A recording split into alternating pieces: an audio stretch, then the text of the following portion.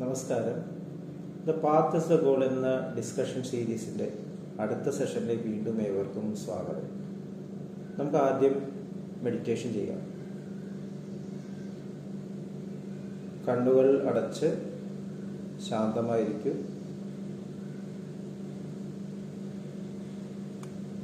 ഭൂമി മാതാവിനോടും സർവചരാചരങ്ങളോടും അന്തരീക്ഷത്തോടും കൃതജ്ഞത രേഖപ്പെടുത്തും.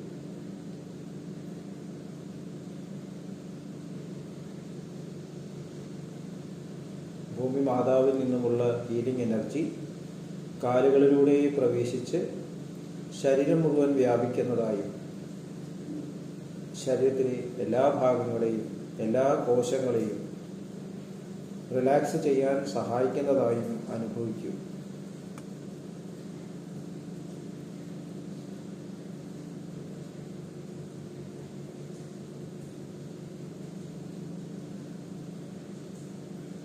ഇപ്പോൾ ശരീരം പൂർണ്ണമായും റിലാക്സ്ഡ് ആയി. ഈ റിലാക്സേഷൻ ഹൃദയത്തിൽ അനുഭവിക്കും. ശ്വാസം ദീർഘമായി ഉള്ളിലേക്ക് എടുക്കൂ. ഹൃദയത്തിൽ സ്നേഹം നിറയുന്നതായി അനുഭവിക്കും. ശ്വാസം പുറത്തേക്ക് വിടുമ്പോൾ സ്നേഹം പ്രപഞ്ചം മുഴുവൻ വ്യാപിക്കുന്നതായും അനുഭവിക്കും.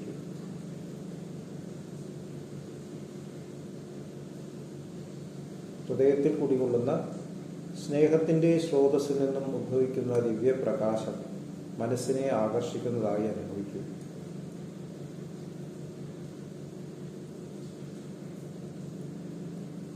ആ ദിവ്യപ്രകാശത്തിൽ ധ്യാനം ആരംഭിക്കും. മനസ്സിൽ ചിന്തകൾ വരുന്നുണ്ടെങ്കിൽ മൃദുവായി അവയെ അവഗണിക്കുക. ദിവ്യപ്രകാശത്തിൽ ധ്യാനം തുടരുക. Please start meditation.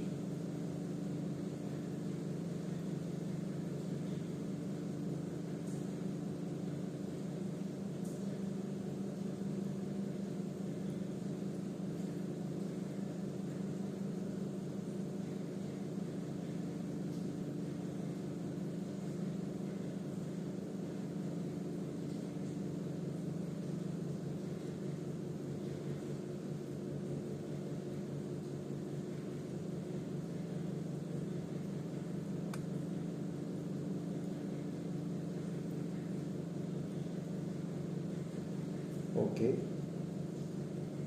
കണ്ടീഷൻ ഹൃദയത്തിൽ നിലനിർത്തി പതുക്കെ കണ്ണുകൾ തുറക്കൂ.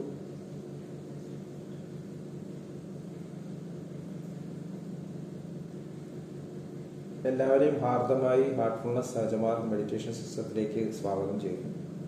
എങ്ങനെ ജോയിൻ ചെയ്യാം എന്നത് ഡീറ്റെയിൽഡ് ആയിട്ട് ഡിസ്ക്രിപ്ഷൻ ബോക്സിൽ കൊടുത്തിട്ടുണ്ട്. നമ്മൾ മാനിഫെസ്റ്റിംഗ് ലവ് അതാണ് ഡിസ്കസ് ചെയ്യുന്നത്. സ്നേഹം എന്ന പാതയിലൂടെ നമ്മൾ സഞ്ചരിച്ച് സ്നേഹം എക്സ്പാൻഡ് ചെയ്ത് അവസാനം സ്നേഹം തന്നെയായി മാറുക. അതാണ് പാത തന്നെയാണ് ലക്ഷ്യം. അപ്പോൾ എവിടെയാണ് ഈ പാത അവസാനിക്കുക എന്നുള്ള ചോദ്യത്തിന് അർത്ഥമില്ല.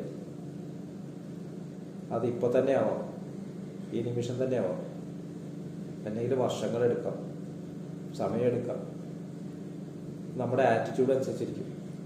കാരണം ആ സമ്പത്ത് നമ്മുടെ ഉള്ളിൽ തന്നെ ഉണ്ട്. അത് നമ്മൾ എങ്ങനെയാണ് ഉപയോഗിക്കുന്നത് എന്നത് അനുസരിച്ചിരിക്കും എന്തായി തീരുന്നു എന്നത്. അപ്പം നമ്മൾ ആദ്യം തന്നെ സ്വയം ഡിഫൈൻ ചെയ്യണം. ഞാൻ ആരാണ്, ഞാൻ എവിടെയാണ്, എന്നിട്ട് ആ സ്റ്റേറ്റിൽ നിന്നും നമ്മൾ പെരുമാറണം. നമ്മൾ ആ രീതിയിലാണ് പെരുമാറുന്നത് ഒന്നെന്ന് ചിന്തിക്കേണ്ട കാര്യമാണ്. ഭൗതിക ജീവിതത്തിൽ തന്നെ ഞാനൊരു ഡോക്ടറാണ്, പക്ഷെ ഞാനൊരു ഡോക്ടറുടെ രീതിയിലാണോ പെരുമാറുന്നത്? എന്താണ് ഒരു ഡോക്ടറുടെ കടമ? മരുന്ന് കൊടുക്കലാണോ? മരുന്ന് കൊടുക്കുക, പ്രിസ്ക്രിപ്ഷൻ കൊടുക്കുക, പേഷ്യൻറ്റുമായിട്ടുള്ള എല്ലാ ബന്ധവും അവസാനിച്ചു. ഇത്രയേ ഉള്ളൂ ഒരു ഡോക്ടറുടെ കടമ. അങ്ങനെയെങ്കിൽ അങ്ങനെ തന്നെ ഇരിക്കും. അത് തെറ്റും ശരിയൊന്നുമില്ല. പക്ഷേ വേറെ ലെവൽസ് ഉണ്ട്. ഡോക്ടറുള്ളിലുള്ള മനുഷ്യത്വം വളരുകയാണെങ്കിൽ ഈ വ്യക്തിക്ക് ഏത് രീതിയിൽ നന്മ ചെയ്യാൻ സാധിക്കും എന്നുള്ള ഒരു ചിന്ത ഉള്ളിൽ വരും.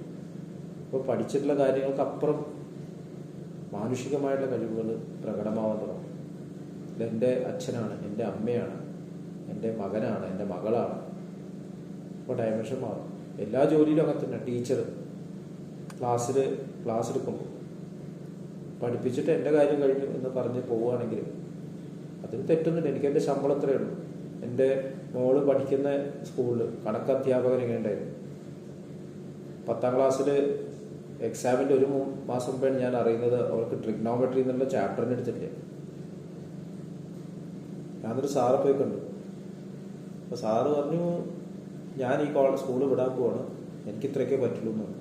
ഞാൻ പറഞ്ഞു, ഇങ്ങനെയാണോ ഒരു ടീച്ചർ പെരുമാറേണ്ടത്? നിങ്ങളെന്ന് അറിയിക്കണം. എന്നിട്ട് ഞാൻ ട്രിഗ്നോമെട്രി പഠിച്ചു, ഞാൻ എൻ്റെ അറിവ് കൊണ്ട് പഠിപ്പിച്ചു. നിങ്ങൾക്ക് 10ാം ക്ലാസ്സിലെ പെർഫോമൻസ് മോശമായി പോയി. അപ്പോൾ ഇത് നമ്മുടെ ക്യാരക്ടറിനെയാണ് കാണിക്കുന്നത്. അപ്പോൾ സ്പിരിച്വാലിറ്റിയിൽ ഇത് വളരെ ഇമ്പോർട്ടൻ്റ് ആണ്. നമ്മൾ മെഡിറ്റേഷൻ ചെയ്യുമ്പോൾ യഥാർത്ഥത്തിൽ ഒരു പിൽഗ്രിമേജ് ട്രിപ്പിൽ പോവാണ്. നമ്മൾ പുറമേയുള്ള പിൽഗ്രിമേജസിനെ പറ്റി കേട്ടിട്ടുണ്ട്. തീർത്ഥാടന കേന്ദ്രങ്ങളിൽ പോകുന്നു, ഭക്തിഭാവത്തോടെ പോകുന്നു, വ്രതങ്ങൾ അനുഷ്ഠിക്കുന്നു. ഇപ്പോൾ കുറേ ദിവസം നമ്മൾ സത്യസന്ധരാണ്, ഭക്ഷണത്തിൽ വളരെ ശ്രദ്ധിക്കുന്നു, നല്ല സ്നേഹത്തോടെ പെരുമാറുന്നു. അവിടെ എത്തിയിട്ട് എന്തോ കിട്ടി എന്നുള്ള മാതിരി, പ്രസാദം കയ്യിൽ കിട്ടി, തിരിച്ചു വരുമ്പോൾ പഴയ പോലെ തന്നെ. ഒരു വ്യത്യാസമില്ല. ആന കുളിക്കുന്ന പോലെയാണ് പറയുക. ആന കുളിച്ചിട്ട് പുറത്തിറങ്ങുമ്പോൾ മേത്തൊക്കെ മണ്ണിടും. ഇങ്ങനെ എത്ര തീർത്ഥാടനങ്ങൾ നടത്തുന്നുണ്ട്. ഈ തീർത്ഥാടനം നമ്മൾ ഉള്ളിൽ നടത്തേണ്ട തീർത്ഥാടനം. പുറമെയാണ് യാത്രയെങ്കിലും യഥാർത്ഥത്തിൽ മാറ്റം ഉള്ളിലാണ് വരേണ്ടത്. ആ മെഡിറ്റേഷനാണ് യഥാർത്ഥത്തിലെ തീർത്ഥാടനം. ഇതിന് നമ്മൾ എവിടെയും പോകേണ്ട കാര്യം. നമ്മൾ കണ്ണടച്ചിരിക്കുന്നു, ഇപ്പോൾ ചെയ്ത പോലെ തന്നെ ഹൃദയത്തിലുള്ള ആ സ്രോതസ്സിലേക്ക് കണക്ട് ചെയ്യും. അത് ഞാൻ തന്നെയാണ്. എന്നിട്ട് ആ കണക്ഷന് പുറത്തേക്ക് വരുമ്പോൾ ആ ഒരു ക്യാരക്ടറായിട്ട് തിരിച്ചു വരും. ഇപ്പോൾ നമ്മൾ ആദ്യം കണക്ട് ചെയ്യണമെന്നുണ്ടെങ്കിൽ എല്ലാ ഡ്യൂട്ടീസും റെസ്പോൺസിബിലിറ്റീസും നമ്മൾ പറ്റുന്ന വിധത്തിൽ ചെയ്തിട്ടുണ്ടാവും. അത് നമ്മൾ ചർച്ച ചെയ്തു. കുടുംബത്തോടും സൊസൈറ്റിയോടും ഏറ്റവും വലിയ ശരീരത്തോടുള്ള ഡ്യൂട്ടി. ശരീരം വൃത്തിയാക്കി വയ്ക്കുക, എക്സസൈസ് ചെയ്യുക, ആരോഗ്യം ഉണ്ടാകും. അപ്പോൾ ശരീരത്തിലെ ഓരോ കോശങ്ങളും മനസ്സിലാക്കും എന്തിനാണ് ഞാൻ ഇവിടെ നമ്മൾ ഒന്നിച്ച് നിൽക്കുന്നത്. അപ്പോൾ ധ്യാനത്തിൽ നമ്മളോട് കോപ്പറേറ്റ് ചെയ്യും. അപ്പോൾ ധ്യാനാവസ്ഥയിൽ എത്തിയതിന് ശേഷം തിരിച്ചു വരുമ്പോൾ പിൽഗ്രിമേജ് ട്രിപ്പ് പുറമേ ഉള്ള പിൽഗ്രിമേജ് ട്രിപ്പ് സാധാരണ വരുന്ന പോലെ ആളാണെങ്കിലും വന്ന പാടെ തന്നെ എല്ലാവരും വിസ്മരിക്കുകയാണ്.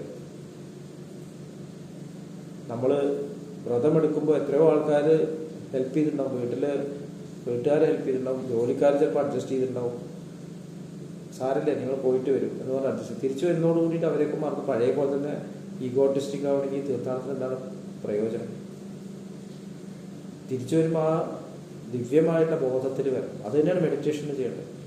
ഡിവൈനായിട്ടുള്ള സ്മരണയിൽ നമ്മൾ ഇറങ്ങി വന്നിട്ട് ഓരോ അംശത്വവും നമ്മളോട് കോപ്പറേറ്റ്, ഓരോ അംശത്വവും നമ്മൾ ആ കൃതജ്ഞത അറിയിക്കുക, അവർക്ക് നൽകുക, നമ്മൾക്ക് വന്നത് നൽകുക.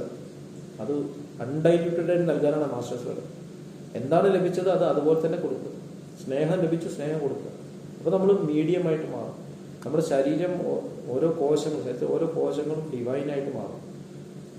ദിവ്യക്ഷേത്രമായി മാറിക്കഴിഞ്ഞു എന്നുള്ള ബോധത്തിലാണ് നമ്മൾ മെഡിറ്റേഷൻ ഇരിക്കുന്നത്. പുറത്തേക്ക് വരുമ്പോൾ ദിവ്യക്ഷേത്രം സഞ്ചരിക്കുന്ന ദിവ്യക്ഷേത്രമായിട്ട് മാറും. നമ്മൾ തന്നെ ഡിവൈനായിട്ട് മാറിയിട്ടുണ്ടാവും. ഒരു മെഡിറ്റേഷൻ സെഷൻ കഴിയുമ്പോഴേക്കും നമ്മളുടെ ആ ലക്ഷ്യത്തിൽ നമ്മൾ ഉറപ്പിച്ചിട്ടുണ്ടോ അങ്ങനെ ആയിരിക്കണം. This is my last meditation എന്നുള്ള രീതിയിൽ ഇരിക്കണം എന്നാണ് ചാരുജി മഹാരാജ് പറയുന്നത്. എന്നിട്ട് നമ്മൾ ജീവിതത്തിലേക്ക് ഇറങ്ങണം. ഓരോ ദിവസവും ഒരു യാത്രയാണ്, ഓരോ നിമിഷവും ഓരോ യാത്രയാണ്. ആദ്യം കണ്ടുമുട്ടുന്ന ആളോട് എങ്ങനെ പെരുമാറണം. ഗൗതമ ബുദ്ധന്റെ കഥ എടുത്താലറിയാം. ഗൗതമ ബുദ്ധൻ സിദ്ധാർത്ഥ രാജകുമാരൻ, അദ്ദേഹം യാത്ര ചെയ്യുമ്പോൾ 5 പേര് കൂടെ ഉണ്ടായിരുന്നതാണ്. ഇപ്പോൾ കുറേ ദിവസം ഫാസ്റ്റ് ചെയ്തു.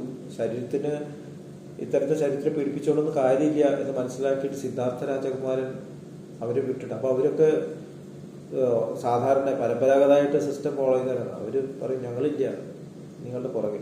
ബുദ്ധന് മനസ്സിലായി ശരീരത്തിൽ പിടിപ്പിക്കുകയല്ല വേണ്ടത്, ഉള്ളിലാണ് മാറ്റം വേണ്ടത്. ബുദ്ധൻ ചെന്ന് ബോധിവൃക്ഷത്തിന്റെ അടിയിൽ നിന്ന് മെഡിറ്റേറ്റ് ചെയ്തപ്പോൾ ബോധം വന്നു. തിരിച്ചു വരുമ്പോൾ എന്താണ് ചെയ്തത്?